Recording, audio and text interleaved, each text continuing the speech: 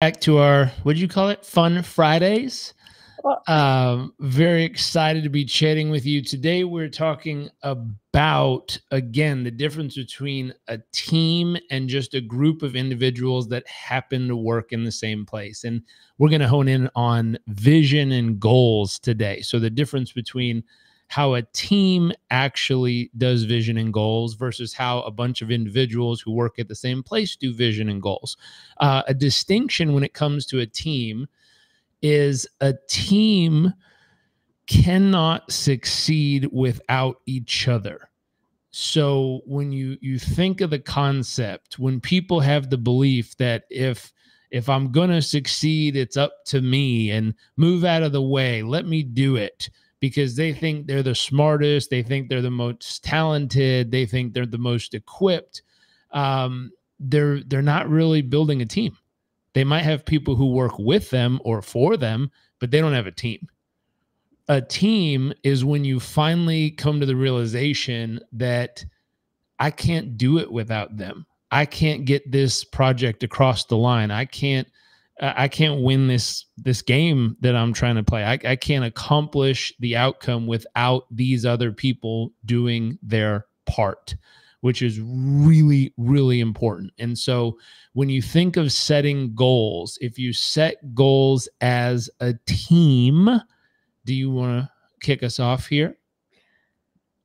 as far as goals for a team, if you're a team So a player, team player, if you're a team player, what do you focus on when you're setting goals? when you're a team player and you're thinking about setting goals or the vision, you're thinking about the whole unit and how everyone is aligned and going after this North Star vision or goal, right?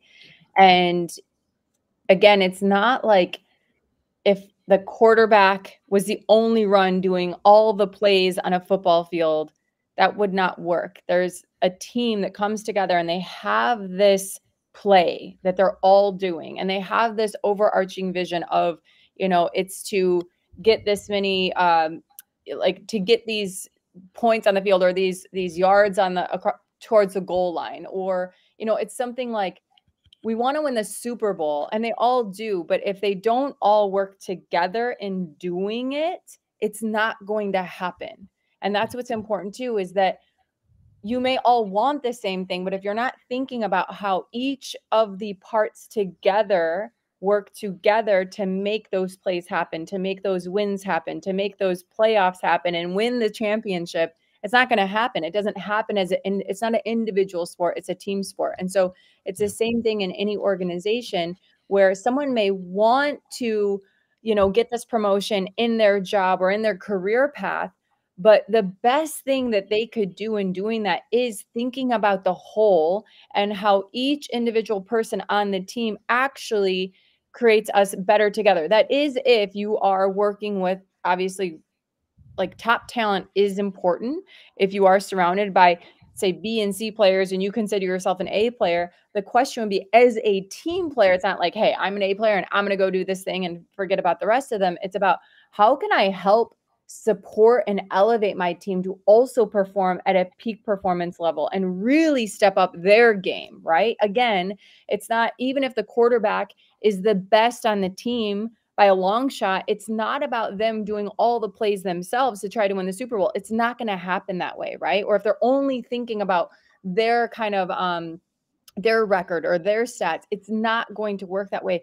Versus if they can work with their team and really lean into their team's strengths and allow their team to also show up as and playing to their strengths to achieve that goal, they're going to work so much more harmoniously together, right? So it's so much for a team. They're very much not only sharing the vision of what success looks like, but their roles are also contributing to the success of others around them as well.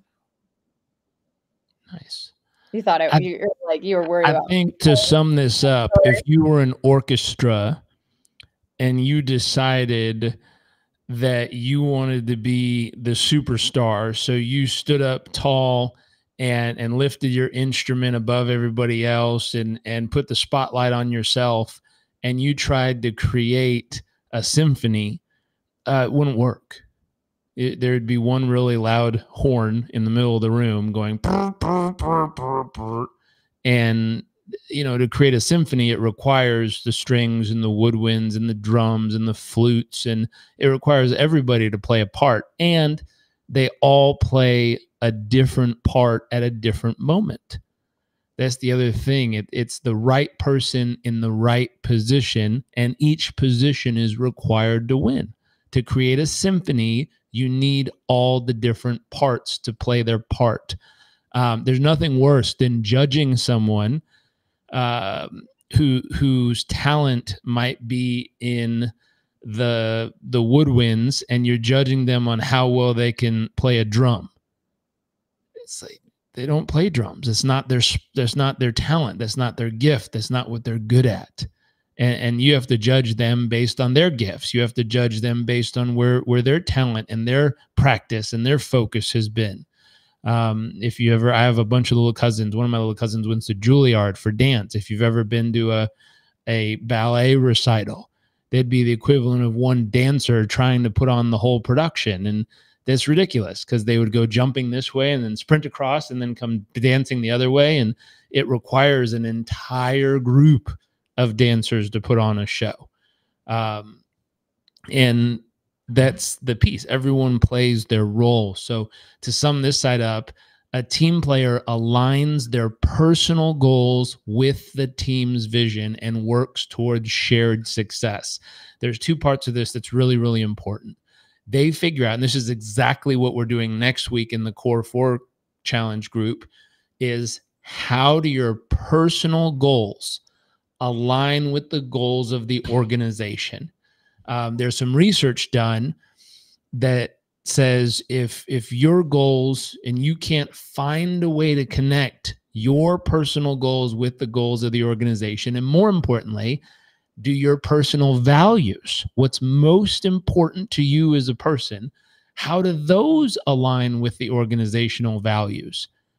If someone has 3 or less personal values, less than 3 personal values that align with the company or organization, they feel as if, research shows, they feel as if they have to drag themselves to work every day.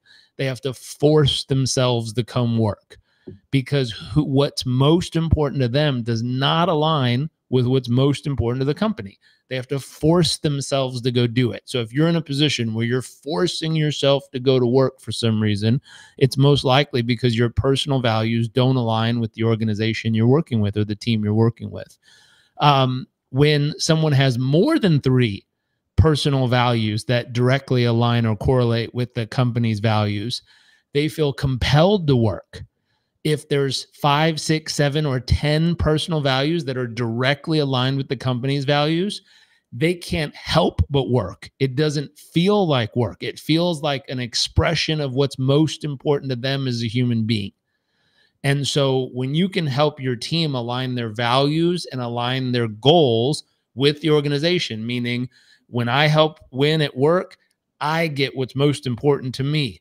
And the work we do is expressing into the world the most important things I think are most important in my entire life. And when that aligns, a team player understands that their role in the larger context strives to contribute meaningfully to the team's objectives. So they see, not only does helping the company win make them win and allow them to achieve everything they want, but it's an expression of what they believe is most important in life. And they deeply believe, not only will I play my part in making this happen, I also want to make sure everyone else succeeds at a high level in their part. So they start focusing on more than just themselves and not pointing out what's wrong with what other people are doing. Instead, asking, how can I help? They look around and they go, ooh, that person looks like they're, if we were scoring everybody green, yellow, and red, which I just worked with a client yesterday on setting up a scoreboard for their whole team. I said, every single person should have a scorecard so they know what an A looks like in each of their main areas of focus. And they should have a scoreboard. It should not be this hidden thing that happens once a quarter where you find out how you performed on on a feedback report. You should know exactly how you're performing every day of every month of the entire quarter. How do you do that? You look at the scoreboard. And so we were saying, hey, if their number one objective is to generate so many leads per day or do so much research per day or whatever that 20-mile march is, if you know what the activity, key performance activity is they need to be doing, what would an A look like? Let's label that green. What would a B look like? Let's label that yellow. What would a C look like? Let's label that red. Let's put that up on the board. Every single day they come in, they go out and push as hard as they can and accomplish what they think is important. At the end of the day, they tally up what they did. They look at the board. They instantly know in that category, did you get an A? Are you green? Did you get a B? Are you yellow? Did you get a C? Are you red? They instantly know where they stand that day of the week. And so when you know where you're standing and you start to see yesterday was green, today is green, tomorrow went yellow, oh shit, I went into the red, don't worry, I'm back to green. When you see how you're performing, number one, a lot of people take pride in that because they get excited to go like, wow, look, I got a streak of green. I'm 7 in a row. That's awesome. But at some point they start looking beyond themselves and they go, uh-oh, what's going on with this person? They hit red 2 days in a row. And they lean over. If you're a team player, you lean in and you say, hey, what's going on? What happened? You're always green. How come you're red 2 days in a row? That's not like you. Anything I can do to help? Here, let me handle that. Let me step in. Let me participate. Let me do my thing. When you can see how not only you're performing and you're proud of hitting your stride, but you can see how your team's performing, now you know who needs a little bit more support in that moment. And team players lean in and say, hey, how can I help? How do I help get you back up in the green? To an extreme extent, a high-performing team, these are people who believe either all of us are green or none of us are green. Either all of us got an A or none of us got an A. They take accountability at an extreme level, not only for themselves, but leadership is where they started taking accountability for how other people are performing as well. They lean in and go, uh-oh, I got 2 people in the yellow today. I'm going to go talk with them and figure out how I can help them get up to green.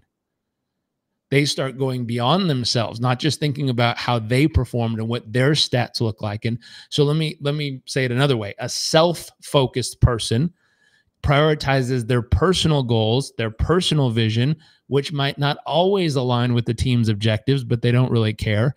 And they might pursue projects to enhance their own portfolio or their own career path, even if it detracts from the overall team's goals. Even if it causes the team to fall off track, they don't care because they're more concerned with getting the check marks for their own career path, their own goals, their own priorities, their own objectives. And so this thought of you want to make sure, if possible, you take time, one, to weed out people who are only focused on themselves, let them go learn how to be a team player somewhere else. And then 2, if you can cultivate that team player mentality within your organization and the group you work with, how do we help make sure the right people are in the right positions? So a tuba player should be playing the tuba. A drummer should be playing the drums. Like, put the right people in the right positions and make sure that you have scorecards. They know what an A looks like in each of their key performance activities.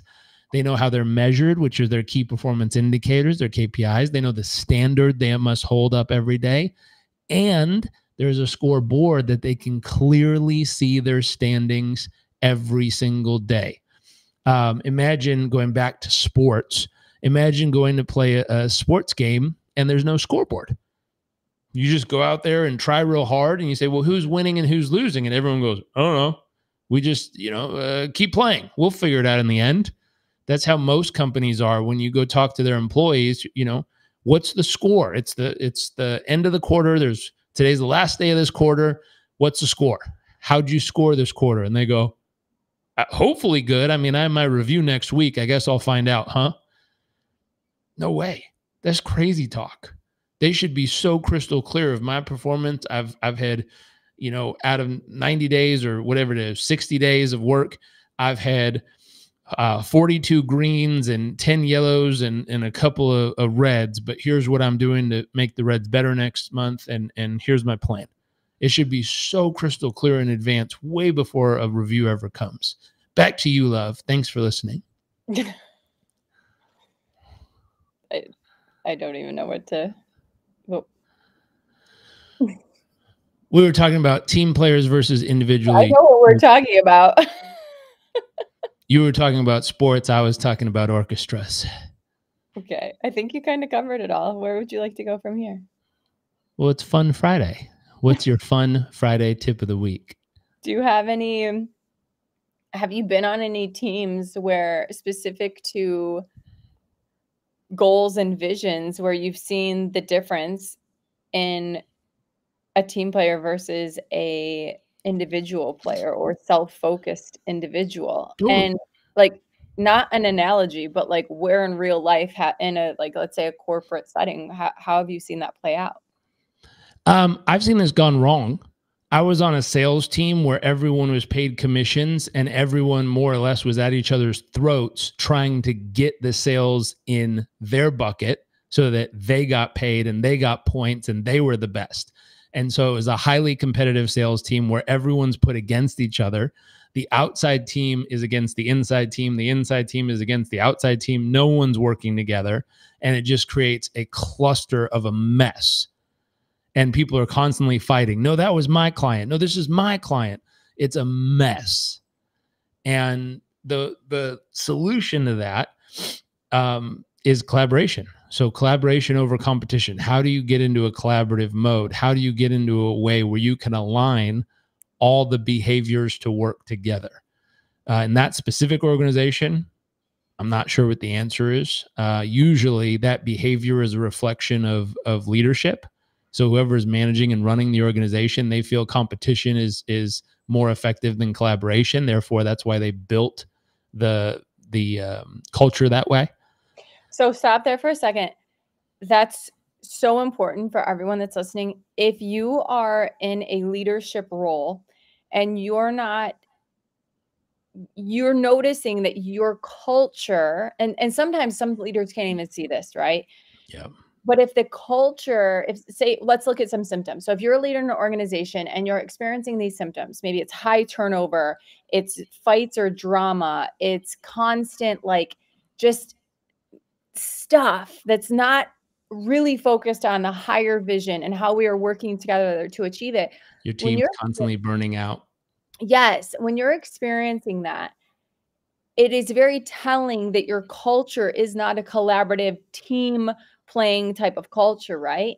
Yeah. And perhaps it's operating from a lower kind of culture consciousness, right?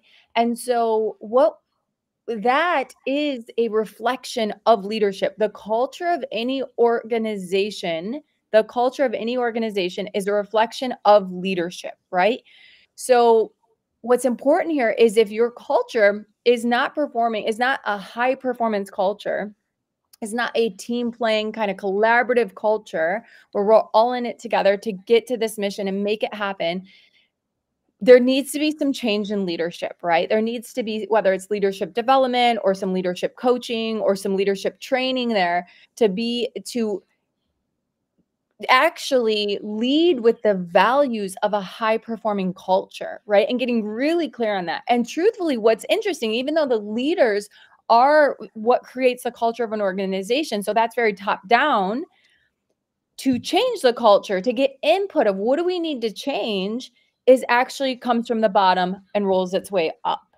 So asking to your employees, to your team, how do you see the values of this organization? What are the values of the organization as is, and what do you think they need to be, right? And what's important here is that gap between what they are and what they need to be. Even if a leader does not like completely believe that, with change and culture, it starts from the bottom, right? And so, and then it works its way up, and then the leaders must align with those values. So there's another point. I've seen this work incredibly well, going back to the difference between individual players and team players. Where I've seen this go wrong at a brilliant ad agency that I was working with, and we're working with Fortune 100 and 500 companies doing some fantastic work. What I saw was The account managers would just be focused on landing the business, right? And they would overpromise completely because their metrics for success, their KPIs and targets were based on business brought in. However, what they were doing was they were totally setting up the delivery, the execution team for disaster because they had completely promised the sun, moon, and stars without asking any questions of the people that were actually executing on that plan to see if that was even possible or what we need to do to make it possible. And so then there's this tremendous gap between what was promised and what was delivered. And that wasn't because the skill set was lacking at all. It's because the expectations, because the goals weren't aligned. These individual players were just seeking out hitting their targets and KPIs. The thing that brought them together, though, that brought them more into the team player mentality was the mutual goal of a high net promoter score. And because that was something where if those two didn't meet, right? If what was being promised and what was being delivered were completely mismatched, then it's bound to be a terrible net promoter score because your client's not going to be happy. They're most likely going to be a detractor for those of you that are familiar with the NPS. And so there would be a very low NPS score.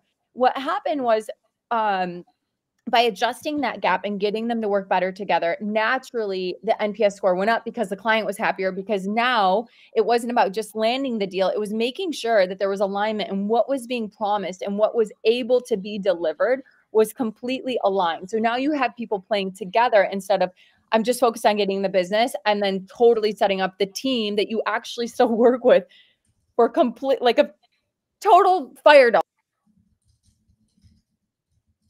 Excuse me. And able to like get the teams back in alignment. We were able to get the teams back in alignment. It was beautiful.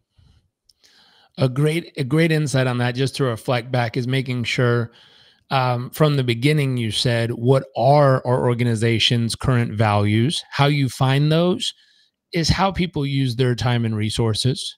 Time is the most valuable resource. So if you want to know what's most important, look at where you're putting all your time, effort, thought, and energy. Second, where are we investing all our money and resources into? Like, what do we champion? What do we celebrate? What do we promote? And when you look at that, you're identifying your company's values. If you know, in that case, salespeople are championed, are promoted, are celebrated when they close all the deals, regardless if that client stays or not, regardless if the client's happy or not. They're just celebrated for closing deals, which is exciting in the beginning until your churn rate is to the moon and you can't figure out why all these clients try you, but none of these clients stay with you. And then you figure out, oh, maybe the outcome, and here's the question, what do our values need to be in order to be a high performance team? So not only what are they currently, meaning what do we celebrate? What do we value? What do we spotlight? What do we acknowledge? What do we promote? But then what do they need to be to get lasting results? And so if we looked at that, the other question is your team focused on the same outcome? You talked about how the sales team was focused on just closing deals and getting business regardless, winner takes all. And the rest of the company was trying to make clients happy. They're focused on two different goals. And so all of a sudden, if we said, hey, you know, is the real goal here landing a client, or is the real goal here landing and keeping a client for life? Because you're going to treat them really different in the beginning if your goal is to keep them for life versus if your goal is to just close a deal and move on, close a deal and move on. And so making sure that you're celebrating the right things, you're focused on the right things. So often I've seen organizations royally screw this up where they promote people because they sell the most. That's great, but they end up being a horrible leader because they're not focused on how do I really take care of these people for the long run. They're just focused on how do I close them and move on to the next one.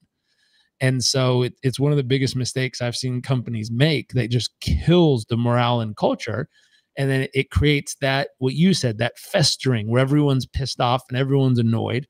According to Harvard Business Review, that's something that causes a low performing team. And the reason it causes a low performing team is because then people are spending so much of their mental capacity hiding their emotions and not sharing how they actually really feel so that they can appease or fawn or make everyone happy and not lose their job, that they're wasting so much cognitive capacity instead of the truth, where you actually create a healthy culture where you celebrate the right things and everyone can say how they really feel. And then at that point, they're using all of their, and this is something from Harvard Business Review, the team ends up using all of their cognitive capacity to focus on driving the result instead of hiding and negotiating all the emotions underneath.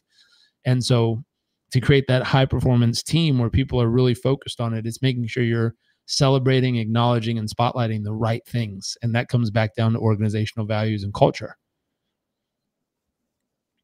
1000%. Yeah. Well said. So that was our fun Friday chat for you all. If you know someone who needs this, tag them in it, share them with it, share this with them. Simple call to action. I'm looking for 3 people who want to do what we call the all-in package. We have an offer. I think the next cohort starts on Monday. Is that right? Yeah. And yes, April 1st. And if they miss that, we have May 6th, but we Don't miss it. So we're looking for 3 people who'd like to start on April 1st. And I'm doing something a little special that we don't normally do, which is if you're looking to enhance your leadership skills, we have a cohort of Performance Coach University starting on Monday.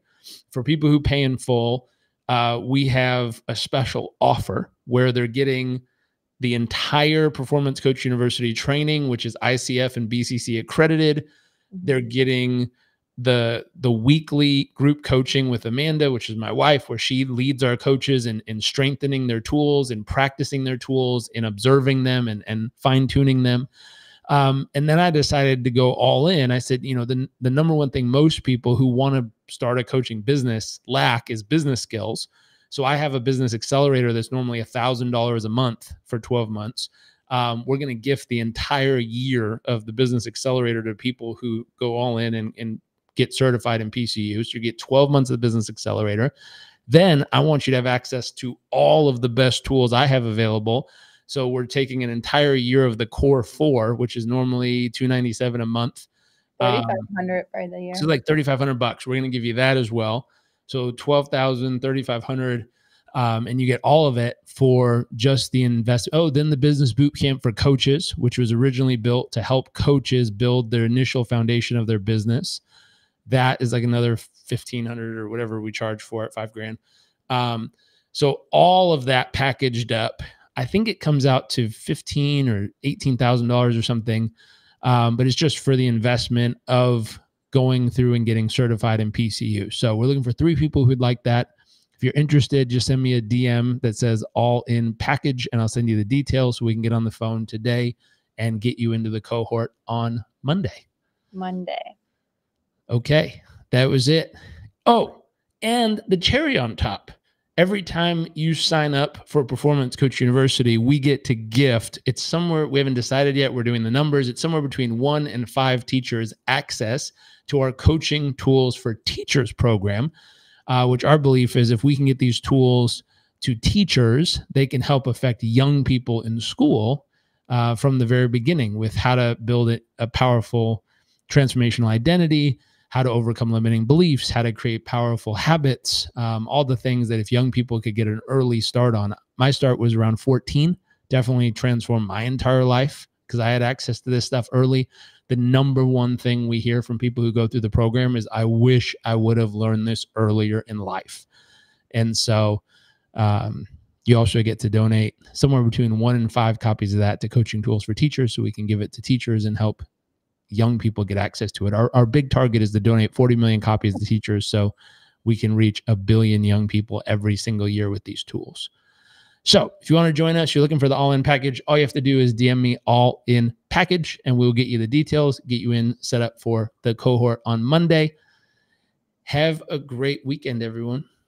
Bye. See you later, alligator. Peace. Tatalama.